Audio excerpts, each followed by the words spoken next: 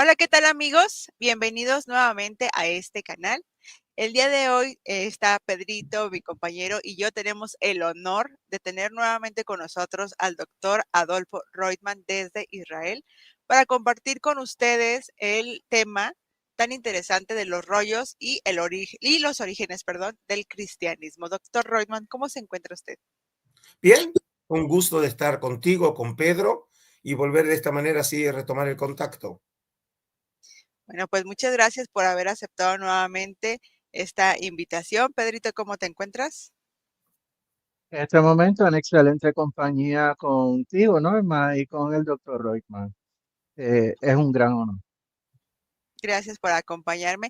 Y bueno, les repito, el día de hoy tenemos un súper tema que es sobre los rollos de Qumran o los rollos del Mar Muerto, como también son conocidos, y los orígenes del cristianismo y todo lo que esto abarca. Ya en otras ocasiones hemos tenido la fortuna de hablar con el doctor Adolfo Reutemann sobre esta comunidad, sobre su posible relación con Juan el Bautista, pero hoy queremos retomar, ya que el profe también está lanzando un curso muy especial que ahorita les vamos a estar dando toda la información al respecto. Pero bueno, vamos a iniciar de lleno.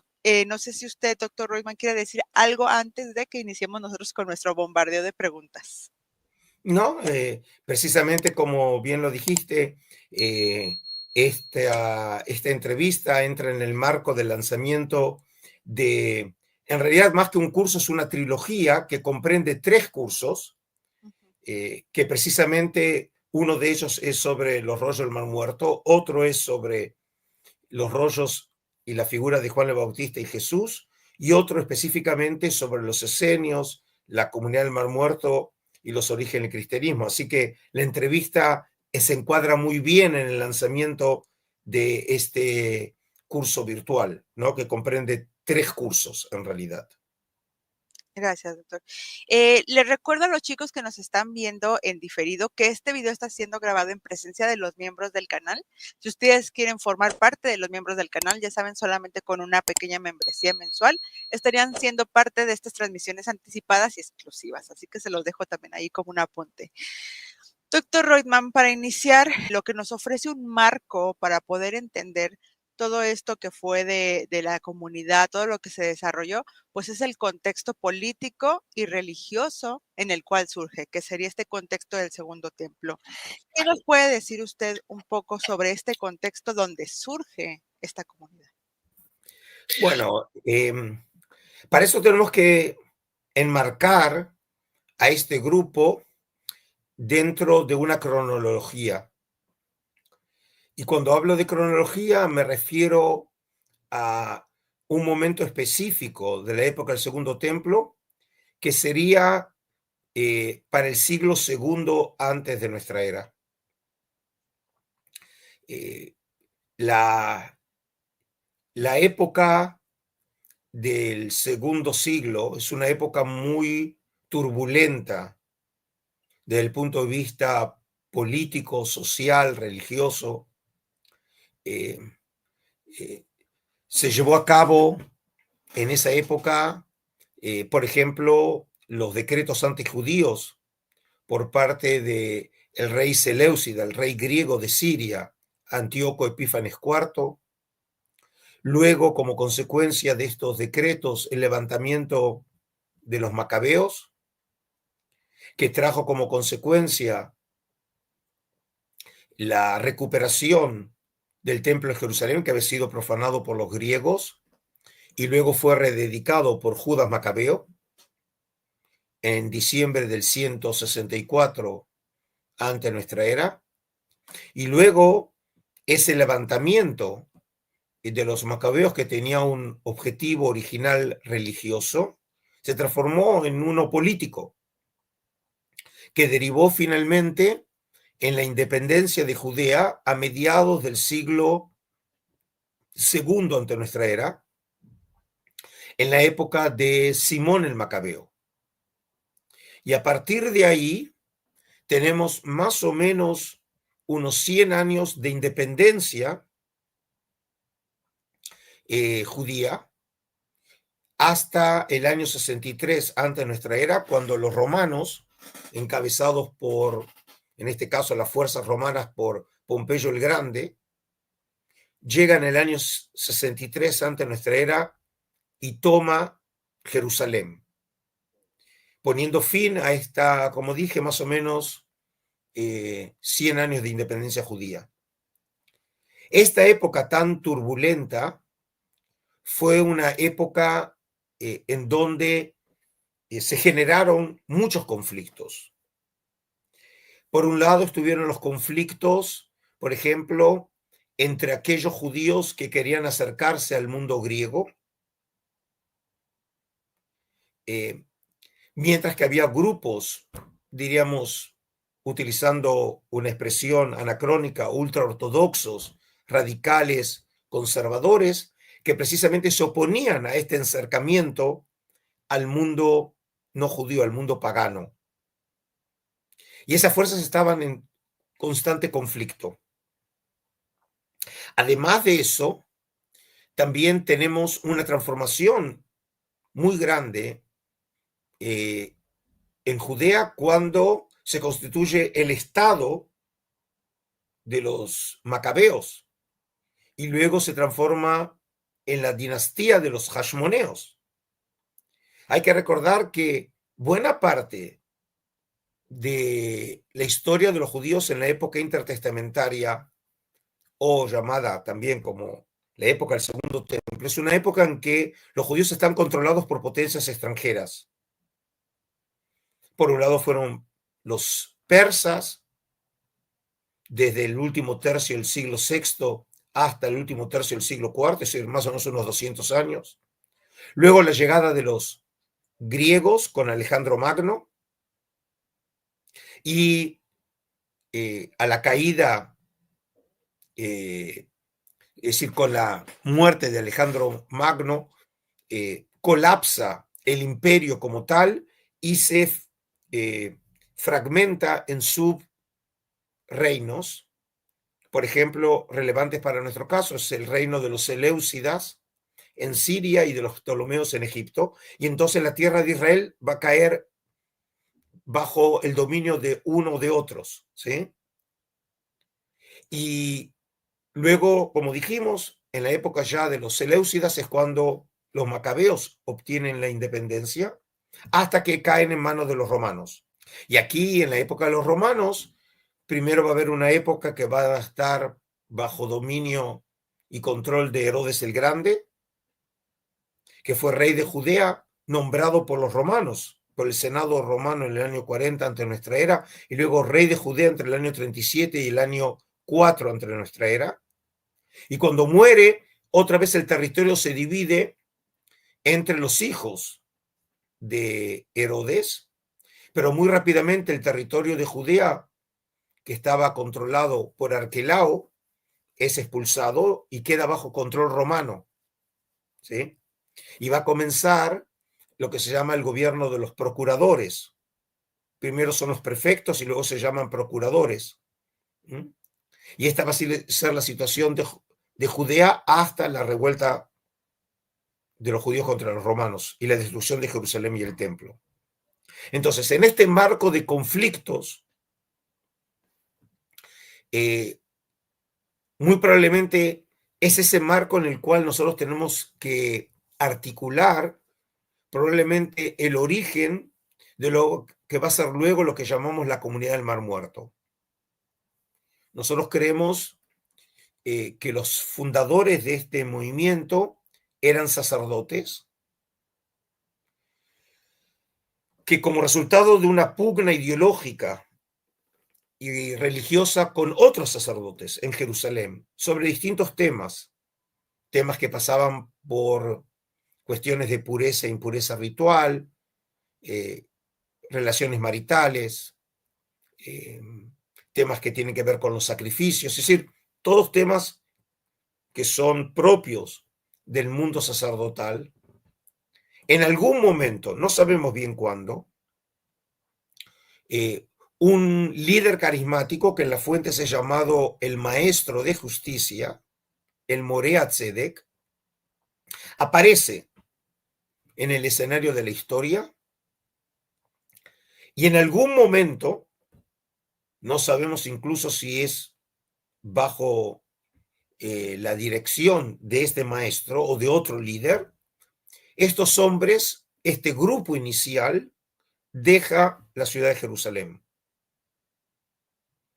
Y tampoco podemos decir qué pasa después de eso, pero lo que suponemos a partir de la arqueología de Qumran, ese lugar que está en la costa noroccidental del Mar Muerto, unos 40 kilómetros al este de Jerusalén, es cuando se fijaría el comienzo de lo que llamamos hoy Qumran. Algo así como entre el año 100 y el año 75 antes de nuestra era, es decir, en la época de gobierno de Alejandro Janeo, el hijo de Juan Elcano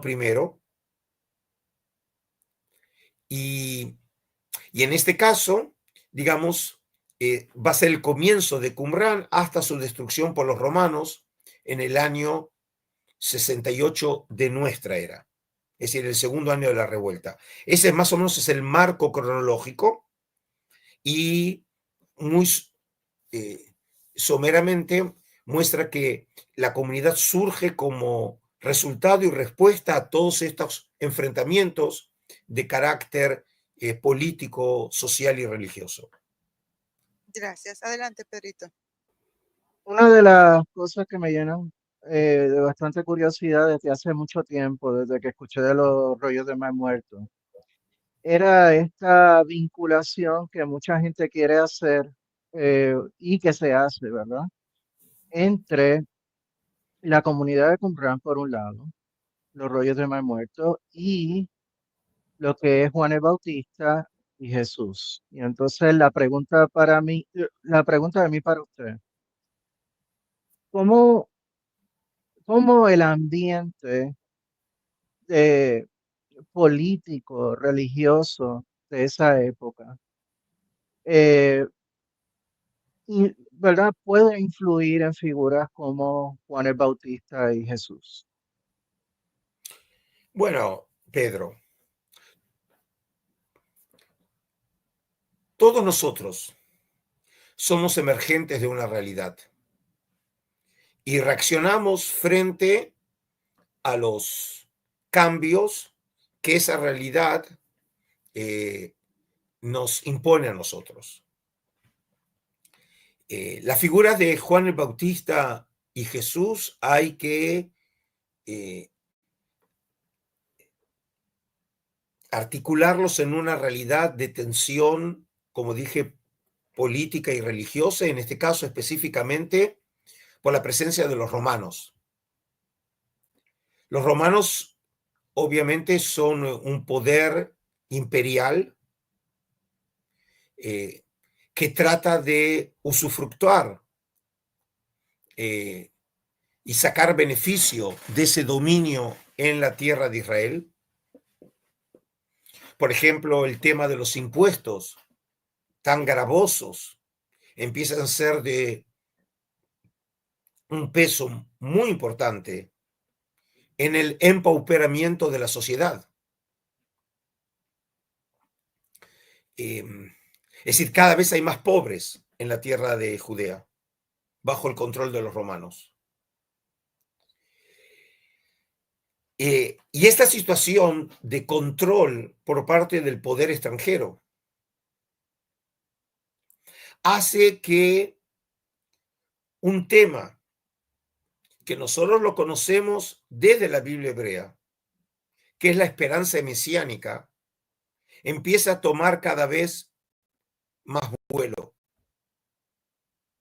Les recuerdo que el profeta Isaías, ese profeta que vivió hace 2800 años en la tierra de Israel, es el primero que nos habla de un Salvador davídico, no llamado todavía técnicamente Mesías en las Escrituras, pero sí un Salvador que es descendiente de la casa de David. Y ese tema luego vuelve a aparecer en los oráculos del profeta Jeremías, del profeta Ezequiel, y se va a transformar en un tema central de la creencia mesiánica en el judaísmo antiguo. Y nosotros podemos ver que estas esperanzas de salvación tienen en el libro de Daniel una expresión muy importante. El libro de Daniel es el último de la colección de los libros sagrados de la Biblia hebrea, que alcanza el formato que nosotros hoy conocemos, algo así como entre las persecuciones de Antíoco Epífanes IV, allá por el 167, y antes de la rededicación del templo por parte de Judas Macabeo en el 164. En donde se habla precisamente del triunfo de Israel. Aparece una figura misteriosa como el Hijo del Hombre en Daniel 7, y la esperanza realmente de la llegada de los tiempos escatológicos, cuya manifestación, por ejemplo, sería la resurrección de los muertos, como lo manifiesta claramente en Daniel 12. Y este tema luego tiene una expresión, digamos, muy clara en una obra de finales del siglo I antes de nuestra era, conocida como los Salmos de Salomón, en donde ya se hace referencia aquí a un Salvador que se lo llama el ungido. Es decir, ahora es la primera vez que tenemos en la literatura antigua una referencia en donde a ese Salvador de la casa davídica se lo llama el ungido. Y en esta esperanza escatológica, en esta sensación que el final está cerca, cosa, por ejemplo, que también aparece con claridad en los escritos de Qumrán, en donde no se habla de un final que habrá de aparecer siglos después, sino que está ya por comenzar. Ya se puede ver ahora el inicio mismo de la era escatológica, las primeras señales del tiempo escatológico. Es en ese marco, o siguiendo el título del programa de ustedes, el contexto, ¿no?, en el cual hay que enmarcar la aparición de Juan el Bautista y de Jesús. En su carácter de profeta escatológico, Juan el Bautista claramente transmite un mensaje que el final ya está cerca. Y por eso también la exigencia de Juan el Bautista de el arrepentimiento, de la teshuvá, ¿sí? Porque ya el fin está muy cerca y aquellos que no hagan teshuvá no habrán de salvarse. Y esa misma sensación de inmediatez lo vemos también en el mensaje de Jesús, en donde él mismo comunica que el reino de los cielos, no una terminología que apunta precisamente a los tiempos mesiánicos, ya están comenzando aquí. Y ya se ve o se manifiesta con los milagros que Jesús lleva a cabo. ¿Se acuerdan, por ejemplo, esa escena, según los evangelios, cuando Juan el Bautista está preso y le envía a sus alumnos a preguntarle a Jesús si es acaso es él a quien estábamos esperando? Y él dice, simplemente tienen que comunicarle que lo que ustedes ven. ¿Y qué sucede? Los ciegos ven, los cojos caminan, los muertos resucitan. Es decir, las señales del final de los tiempos ya están aquí. Y esa sensación de inmediatez tiene que ver, obviamente, en este contexto en donde la sociedad de Judea siente que no puede más con este dominio romano, y por lo tanto tenemos que ver estas esperanzas y los movimientos en este caso de carácter mesiánico, como una expresión de oposición política contra los romanos. Gracias, doctor. Ahorita usted hacía mención en la pregunta también pasada respecto a esta figura tan enigmática que suele ser el maestro de justicia de la comunidad de Qumran. Yo quisiera preguntarle respecto a esto, ¿cómo se relaciona este concepto o esta figura de maestro de justicia con el Mesías que después se plantea o cómo se toma a Jesús como Mesías? ¿Existe alguna conexión significativa o solamente es parte de esta mentalidad mesiánica de la época? Bueno, el maestro de justicia es, como dije, un maestro iluminado, porque no es simplemente un sabio, sino que presenta características casi de sabio profeta. Por ejemplo, él aparece mencionado en el comentario a Habacuc, que es una obra muy importante hallada entre los rollos, específicamente entre los primeros 7 rollos, y que hoy forma parte de la colección del Museo de Israel, que por cierto, yo era su director hasta hace poco, hasta junio de este año. Y esta obra, que a partir de su escritura podemos datarla de la época romana, digamos la copia que tenemos, pero con probabilidad la obra originalmente habría sido escrita en algún momento de la segunda mitad del siglo segundo, pero no tenemos el original, tenemos solo una copia de esa obra y la copia que tenemos, por cierto, es la única copia en el mundo. Ahí dice claramente en donde el maestro de justicia afirma que él recibió una iluminación de Dios por la cual puede interpretar el mensaje encriptado de los oráculos del profeta Habacuc, que vivió hace 2600 años. Es decir, ya para los qumranitas ya habían pasado 600 años desde que había vivido el profeta Habacuc original. Y en ese sentido, podemos decir que es un maestro, un guía espiritual con características proféticas y sapienciales. En algún momento también los textos hablan que fue perseguido, por ejemplo, en la columna número 11 de Habacuc.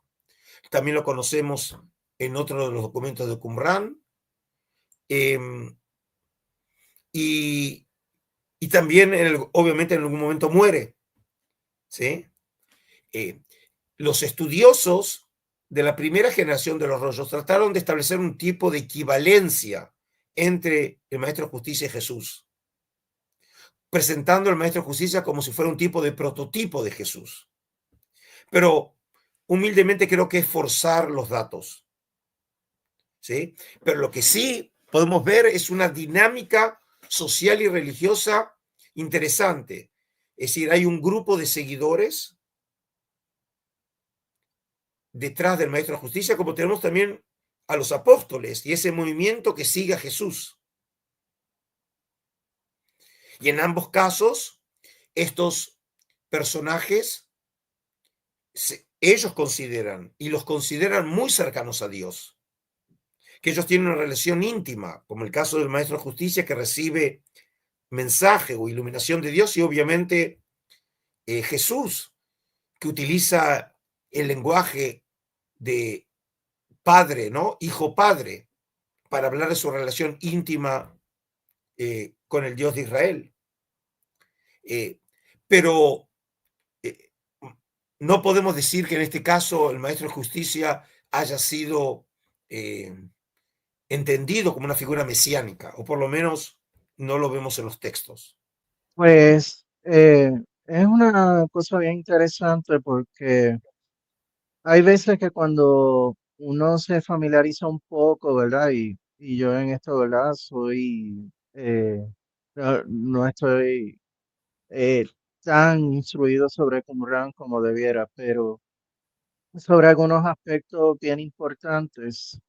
Hay veces que uno ve semejanzas y hay unas veces que uno ve una diferencia. ¿verdad? Entre el mensaje de Juan y el mensaje de Qumrán, o el mensaje de Jesús, el mensaje de Qumrán, o incluso en algunos aspectos el mensaje de Pablo y el mensaje de Qumrán. O sea, hay de todo. Entonces, una de las figuras que más se le ha vinculado a Qumrán es la figura de Juan el Bautista. Jesús fue discípulo de Juan, por lo menos desde el punto de vista de Jesús histórico. Y bastante se ha hecho sobre Jesús, pero no tanto sobre Juan. Hay un reavivamiento sobre eso últimamente. Pero la pregunta que yo quiero hacerle es, eh, ¿cuáles son las semejanzas entre las ideas que uno puede encontrar en Qumrán y las ideas que uno puede encontrar con figuras como Juan el Bautista o el mismo Jesús? Bueno, Pedro, como podés imaginar, es una pregunta que llevaría un curso entero para poder contestar, y precisamente abrimos este espacio cuando comenté sobre este ciclo, ¿no?, de trilogía, y uno de los cursos míos fue dedicado a eso, ¿sí? Un curso entero donde traté realmente de elaborar y explorar este aspecto. Pero no me voy a escapar de tu pregunta. Yo diría lo siguiente. Cuando se encontraron los rollos del Mar Muerto, allá para finales de la década del 40 del siglo pasado, la esperanza por parte de los investigadores cristianos y luego también del público en general era que los manuscritos de Qumrán hicieran una referencia a estos personajes, dado que vienen más o menos de esa época. Y lo que podemos decir después de que la enorme mayoría de los materiales fueron publicados, y cuando digo enorme mayoría, significa que entre los más o menos 25.000 fragmentos de manuscritos descubiertos en 11 cuevas de Qumrán entre 1947 y 1956. Y una vez reconstruidos, hoy tenemos en nuestras manos cerca de 1.000 documentos, obviamente muy fragmentados en algunos casos. Podemos decir con total seguridad que en ningún documento aparece mencionados ni Juan el Bautista, ni Jesús, ni Pablo, ni Santiago, es decir, ninguna figura relevante de la historia cristiana. Seguramente los que nos están viendo y los que nos van a ver se sorprenderán y dicen, pero ¿cómo puede ser que no aparezcan mencionados? Primero porque la mayoría de estos documentos son anteriores a la época de Jesús.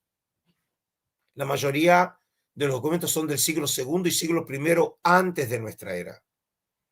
Y Jesús, Juan el Bautista, Pablo son del siglo I de nuestra era. Y tenemos documentos de Qumrán que podemos datarlos para la primera mitad del siglo I. Pero hay que tener en cuenta que nosotros no estamos en una época de Instagram y de WhatsApp.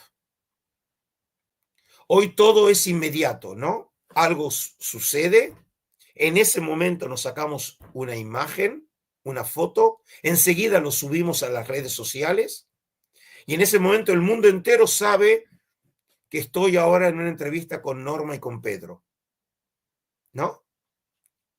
Porque todo sucede ahora, es inmediato, y por eso somos una civilización que ya no tiene paciencia.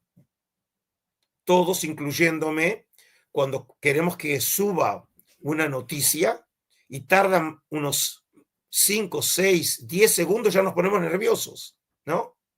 Queremos que sea ahora, queremos apretar nosotros la tecla y ahora tiene que subir. El mundo antiguo obviamente tenía otros tiempos. Es decir, cuando sucedía un evento, ese evento llevaba tiempo hasta que alguien se enterara de ese evento. Podría llevar meses hasta que alguien oyera sobre ese evento. y mucho más hasta que un evento o un personaje pudiera llegar a ser mencionado en un texto escrito, porque primero eran tradiciones orales y luego tradiciones que eran escritas y luego tradiciones que eran copiadas. Todo es un proceso largo. Y si a eso le sumamos, además, que obviamente nuestra percepción de la historia está muy marcada por 2000 años de tradición en donde se coloca a Jesús en el centro de la historia del hombre. Pero cuando sucedieron las cosas en Judea, y Judea era los finales del Imperio Romano, no era Roma el centro del mundo de Occidente. Lo que sucedió con figuras como Juan el Bautista y Jesús eran absolutamente eventos para esa época intrascendentes. Nosotros los vemos hoy como figuras estelares en la historia del hombre, pero no en esos años, no cuando sucedió eso.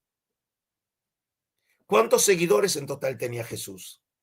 Y buena parte de ellos incluso huyeron, ¿no?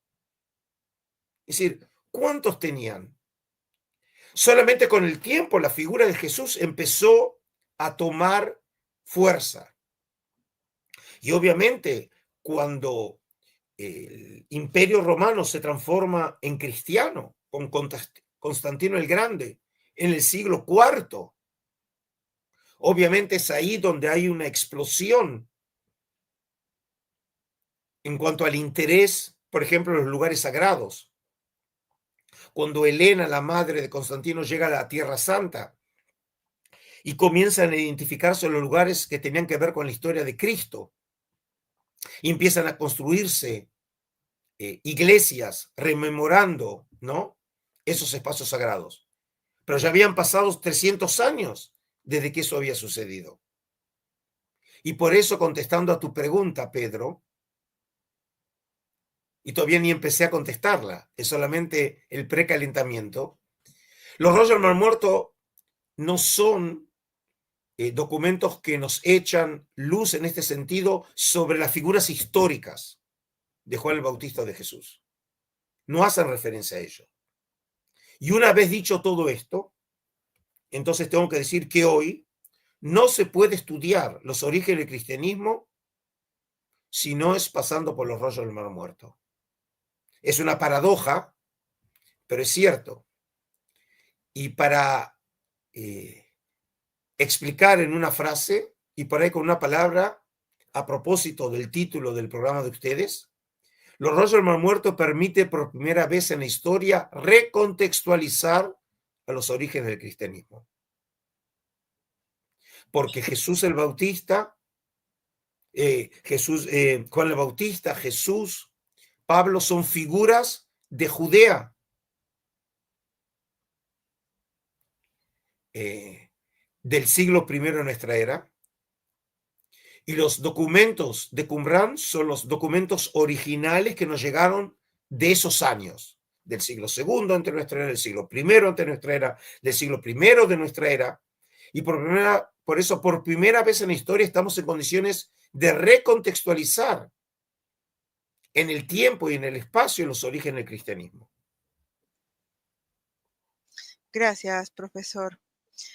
Hay un pasaje, bueno, ya usted nos hace referencia ahorita de que no encontramos como tal estas figuras dentro de los textos o de la comunidad, pero yo quisiera, aún con esto, preguntar qué tan posible es, aunque sea un ligero contacto posiblemente de Jesús o de Juan con la comunidad. Esto lo pregunto por este relato que encontramos en los evangelios de que Jesús va al desierto como a prepararse. Muchos lo interpretan como que va a un tipo de retiro espiritual y asumen o suponen que es con los esenios, como que aprender un poco de, y después él ya sigue su propio movimiento, Jesús sigue su propio movimiento. Porque usted nos había platicado en otra ocasión sobre Josefo, de cómo él estuvo en varias de estas filosofías que él menciona, y al final escoge una, que algo similar hubiera pasado con Jesús, de que va y se prepara pero después él inicia su propio movimiento. ¿Qué tan posible? Bueno, tu formulación, Norma, en la pregunta es un poco tramposa. Y lo voy a decir de la siguiente manera. Vos dijiste porque se va a formar en el desierto. Los evangelios hablan de que él viene de la Galilea para formarse con Juan el Bautista.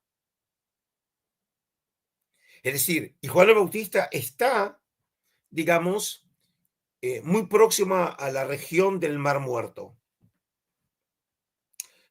Yo humildemente creo que el Juan de la historia tuvo como uno de los lugares centrales, no exclusivo de actividad,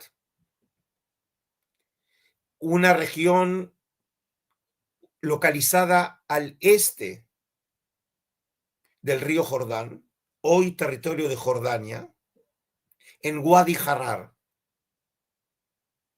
La tradición cristiana antigua ya lo fijaba este lugar ya para el siglo III y siglo IV. Y tenemos el testimonio de restos de monasterios que se construyeron ahí, es decir, que era un lugar conocido por la tradición como un lugar en donde debe haber activado Juan el Bautista. Es decir, que sería enfrente de Qumran, más o menos para que la gente se ubique. Nosotros no sabemos dónde específicamente se llevó el encuentro de Jesús con Juan, pero hay veces en los evangelios, por ejemplo, en el evangelio de Juan, que hace referencia del otro lado del Jordán. Y como obviamente Jesús viene de la tierra de Israel, el otro lado tiene que ser la parte oriental, del otro lado del Jordán.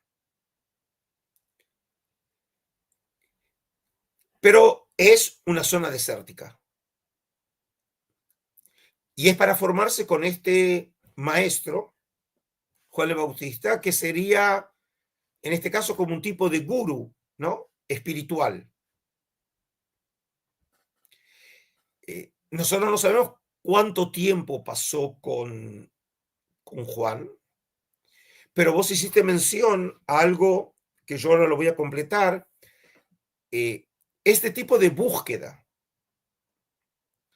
por parte de Jesús, de venir desde la Galilea para encontrarse con ese maestro, que significa que el nombre de Juan era ya conocido, ¿sí? Que lo motivó a él a encontrarse con ese maestro, nos recuerda en algo, un pasaje muy interesante en los escritos de Flavio Josefo, en su autobiografía llamado el Vitae, en donde cuenta Josefo que cuando tenía 16 años, también porque estaba sediento de conocimiento, él, que venía de familia sacerdotal y vive en Jerusalén, comienza a pasar de grupo en grupo. Y dijo que estuvo en lo de los fariseos, y estuvo de los saduceos, y estuvo con los esenios. Y como no encontró satisfacción para este deseo de conocimiento, él va al desierto para encontrarse con un personaje llamado Banus. Y es el único texto en toda la literatura antigua en donde aparece mencionado este Banus. Y de él solamente sabemos que come de frutos silvestres, se baña en agua fría de día y de noche, que en algo nos recuerda la figura de Juan el Bautista. Es otra época. Jesús y Juan viven en la primera mitad del siglo I de nuestra era. Josefo y Banus son de la segunda mitad. Y no nos dice tampoco en qué desierto, pero dado que Jerusalén está muy próximo al de Judea, probablemente era también en esa zona, ¿no? Próxima al Mar Muerto, pero el texto no lo dice. Y él dice que ahí pasó él 3 años con Vanus. Nosotros no sabemos cuánto tiempo pasó Jesús, pero obviamente Jesús se empapó de las enseñanzas religiosas de Juan el Bautista. Y como el caso de Josefo, él deja a Vanus y regresa a Jerusalén, también Jesús deja a su maestro y comienza su periodo público de mensaje escatológico en Galilea, yendo de aldea en aldea, ¿no? Y comunicando el mensaje del fin de los tiempos. Por lo tanto, sí podemos encontrar aquí que el desierto sirvió también como lugar de preparación espiritual de Jesús. Incluso tenemos la historia de las tentaciones del Satán, ¿no? En el desierto. Digamos, en este caso, tenemos aquí una asociación de Jesús con el desierto, pero no por eso tenemos que suponer que haya habido un contacto expreso o incluso en los marcos de la comunidad del Mar Muerto. Ok. Adelante, Pedrito. Muchas gracias, ¿verdad? Por esa contestación. También quisiera añadir que en el caso de Pablo también ocurre algo bien enigmático, pero que recuerda mucho eso que acaba de decir, porque en las cartas, no en Hechos de Apóstoles, en las cartas, en Gálatas específicamente, él dice que una vez tuvo su experiencia revelatoria, él se fue a Arabia y no dice más nada, ¿verdad? Entonces mucha gente supone que es que fue a algún lugar desértico, ¿verdad? Para entonces tener algún tipo de reflexión. No, no estoy tan seguro de eso porque hay otras cosas que me indican otras cosas, pero eso es otro tema. Lo que sí quisiera saber, ¿verdad? Es que como ha llovido bastante, como decimos los puertorriqueños, ha llovido bastante desde el descubrimiento de los rollos de Mar Muerto hasta hoy. Quisiera saber exactamente, o precisamente como le convenga, ¿verdad? Cómo los estudios más al día, los estudios contemporáneos, han, ¿verdad? A la luz de los rollos de Mar Muerto, eh, han reinterpretado la comunidad de Qumran, cristianismo. Digo, sé que la pregunta es amplia, ¿verdad? Pero es para otra clase, ¿verdad? Pero que el, ha habido innovaciones que han lanzado nueva luz sobre cristianismo, sobre la comunidad de Qumran.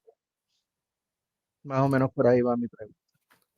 No sé si la comprendí bien hasta el final, Pedro. Lo que yo diría es, los rollos muertos se han transformado en clave para entender a este movimiento que comienza como un movimiento palestinense en la tierra de Israel y luego, por supuesto, sigue después un camino marcado por su sociología de origen pagano. Es decir, si en su momento el movimiento estaba conformado por judeocristianos, luego va a terminar esa parte judía transformándose en una herejía y el peso sociológico del cristianismo pasa a los paganos convertidos a la fe de Cristo. Esos comienzos judíos de este movimiento obviamente dejan su impronta en terminologías, en ideas, en prácticas de los comienzos cristianos.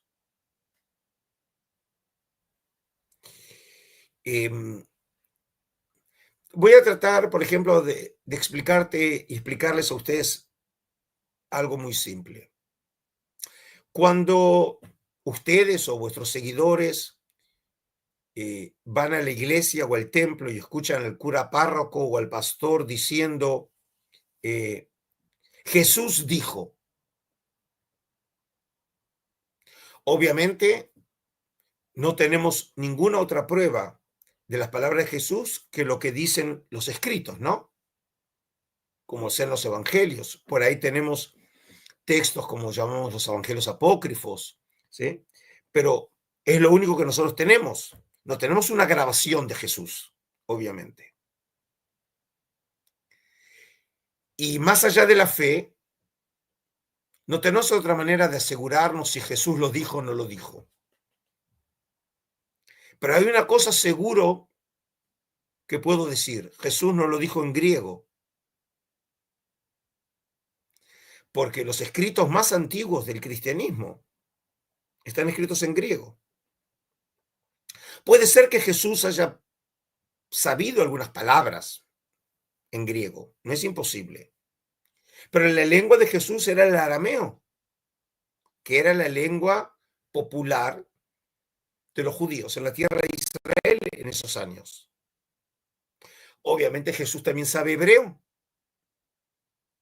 Las escrituras que todavía no existen como Biblia, pero los libros sagrados están en hebreo. Y Jesús conoce esos libros. Conoce lo que dice el Pentateuco. Lo tenemos en la escena que es única en su tipo, en Lucas 4, cuando él está en la sinagoga en Shabbat en Nazaret y le entregan un rollo y es Isaías, ¿no? Y lee el famoso pasaje de Isaías 61, versículos 1 y 2.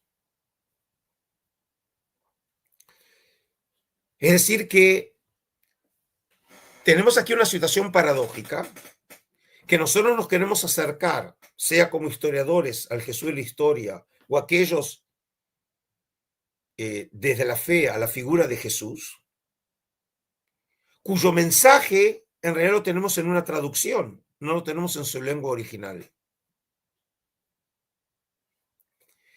Y ya los italianos se burlaban de los franceses cuando traducían al Dante al francés, y ellos acuñaron una frase, los italianos, traduttore traditore.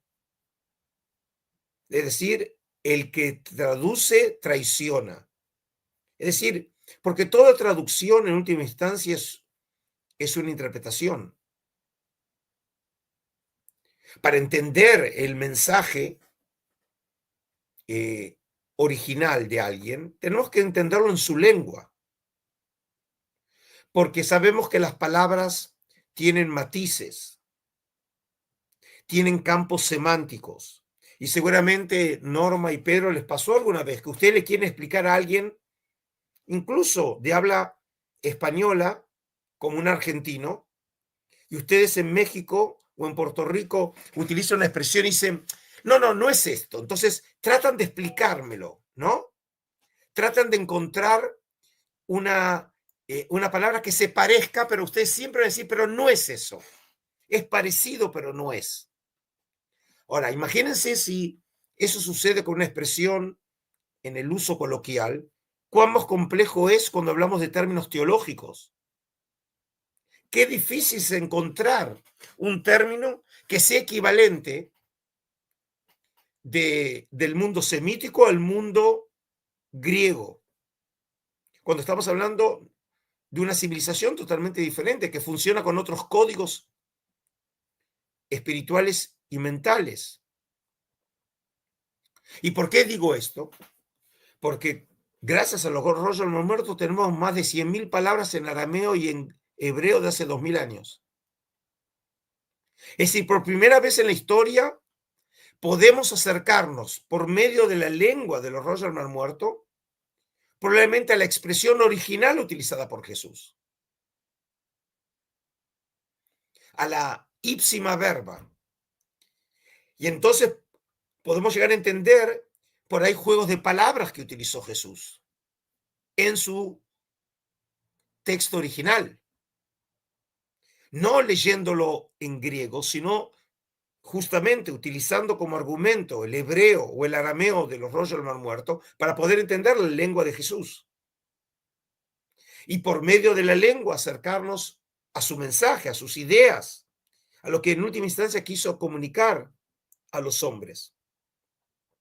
Así que como podés ver, Pedro, los rollos del Mar Muerto, en este ejemplo ya te resulta obvio, es crucial, porque nunca antes tuvimos la posibilidad de acercarnos a la lengua original. Es como si nos hubieran quedado restos de un tape recorder de hace 2000 años, que nos permite acercarnos como nunca antes lo pudimos hacer a la figura histórica de Jesús. Gracias, profe. Si me permite, voy a hacer una pregunta de las que nos dejaron aquí los miembros del canal. Dice Pía, la institución de los 12, que no tiene precedentes en ninguna otra secta o sistema de gobierno del Segundo Templo, aparece 3 veces en los textos esenios como el consejo en la regla de la comunidad, como jefes militares y siempre en contexto escatológico, por lo que lo más probable es que Jesús se basara en la organización de las comunidades esenias cuando decidió reunir a los 12 apóstoles. ¿Qué opina el doctor Royman respecto a esta conclusión? Bueno, yo no hablaría aquí de dependencia. En última instancia, el número 12 hay que entenderlo que es un número tipológico por las 12 tribus de Israel. Y no hay que usar en este caso la dependencia de la regla de la comunidad o algún texto específico de Qumran. Yo no pasaría por ahí el tema. Estamos frente, como dije, a un número tipológico porque lo que quiere representar es que los seguidores de Jesús representan ellos a las tribus de Israel. Y la tribu de Israel ahora siguen con sus representantes la figura del maestro, en este caso, de Jesús. Es decir, en este caso yo diría simplemente para así ir terminando nuestro encuentro, como dije, desde el comienzo mismo de la investigación, todos están ávidos para establecer un contacto directo entre Jesús y la comunidad del Mar Muerto. ¿Sí? Incluso, como bien saben, en literatura popular muchas veces se habla de Jesús el esenio. Y entonces se supone que se crió entre los esenios, que sus padres eran miembros de la comunidad. Bueno, eso forma parte de la imaginación popular. No tiene nada que ver con los textos. Los textos no hacen ninguna referencia a los esenios, hasta el tal punto que incluso los esenios no aparecen mencionados bajo ese nombre en los rollos en los evangelios. El Nuevo Testamento nunca menciona a los fariseos, menciona a los saduceos, no menciona bajo este nombre, ¿sí?, de esenios a nuestros hombres. Por eso hay que cuidarse, en este caso, de hacer estos saltos al vacío, tratando de hacer conexiones, muchas veces forzadas, entre la comunidad del Mar Muerto y los esenios, que incluso esto también es un tema de discusión, si acaso la comunidad del Mar Muerto eran esenios. El nombre esenios no aparece tampoco en los rollos del Mar Muerto. El nombre esenio lo conocemos solamente en griego y en latín. Eseni en latín, esaioi y esenoi en griego. Obviamente que nosotros los historiadores tratamos de siempre ser muy medidos en las conclusiones y siempre dejamos margen para la duda. A mí también me gustaría llegar a respuestas absolutas y certeras, pero en última instancia nosotros dependemos de las fuentes, de la información que nos ha llegado y tratar de la manera más honesta de entenderlo en un contexto, y siempre volvemos al nombre del programa porque es cierto, ¿sí? Siempre el contexto social, religioso, político, que como vemos nos permite entender mucho mejor a estos personajes. Gracias, doctora Adolfo. Dice Pía que gracias por responderle su pregunta. Ok. Bueno, sin duda, este el descubrimiento de los rollos, pues fue toda una revolución. Y qué bueno que se ha hecho una ardua labor para tratar de tanto entender a la comunidad, entender sus textos, entender su teología y cómo eso nos puede ayudar a comprender aún más tanto el cristianismo como el judaísmo, que también de alguna forma se va a ir desarrollando. Por eso te agradezco a vos y a Pedro que me hayan abierto este espacio. Una, para retomar el contacto, que lo hemos hecho ya en el pasado, Ujú. y también, de alguna manera, permitirle al público conocer, como dije, este proyecto de poder difundir conocimiento Ujú. con esta trilogía que comenzó siendo cursos independientes. Primero fue un curso sobre los rollos del Mar Muerto, explicando el descubrimiento, los tipos de manuscritos, la historia, ¿no?, del descubrimiento, eh, eh, la arqueología de Qumran, ¿no?, todo lo que tiene que ver con el mundo de los rollos. Y eso llevó luego, como fueron las preguntas de ustedes, a un segundo curso donde traté específicamente ahora el tema de los rollos con las figuras de Juan el Bautista y Jesús, ahondando en muchos de los temas que obviamente en una entrevista no se pueden agotar, en donde traté temas de terminología, cuestiones de creencias, textos, es decir, traté de encontrar materiales que nos permitan ver cómo los rollos del Mar Muerto iluminan las figuras de Juan el Bautista y Jesús, a pesar de, como dije, los rollos no los hacen mención a ellos. Y en el último curso, ya hablar específicamente del movimiento de los esenios, de la iglesia de Jerusalén, y de qué manera podemos ir rastreando, de alguna manera por ahí, una influencia esenia en los comienzos de la iglesia, pero sin tener que establecer que Juan el Bautista o Jesús eran esenios, ¿sí? Pero se puede en algunos momentos ver que sí hay elementos muy sugestivos. Por ejemplo, el hecho de que estamos frente a una comunidad como la de Qumran, que es una comunidad ascética. Probablemente en Qumran no había una presencia de mujeres en Qumran, a pesar de que ningún texto del Mar Muerto habla que esté prohibido casarse. Por el contrario, tenemos textos que hablan de familias, hablan de relaciones sexuales, ¿sí?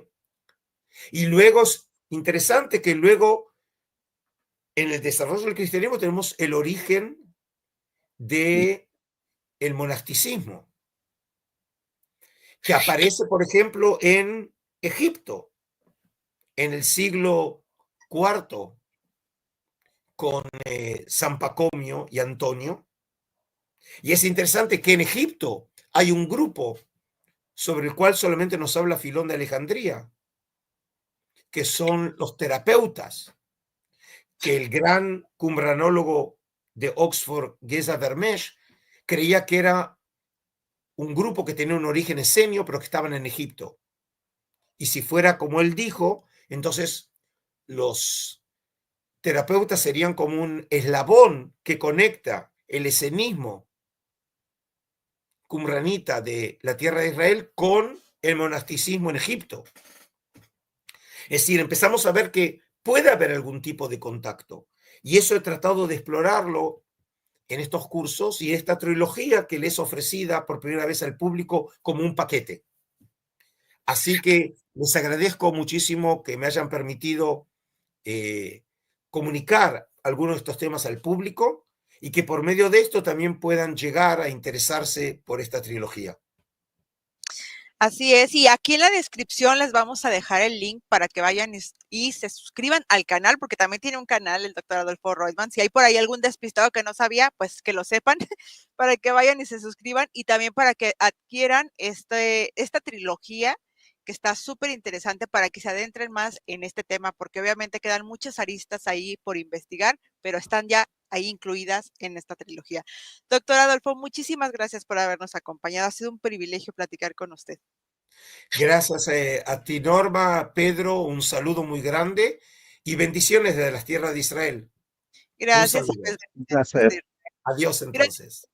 Gracias. Gracias a todos los que vieron este video. No olviden suscribirse, dejarnos un like, dejar su comentario, suscribirse al canal del Dr. Adolfo Reutemann y también al canal de Pedrito, también ahí está. Nos vemos pronto. Que estén muy bien. Chao, Shalom. gracias. Chao, Bye. chao.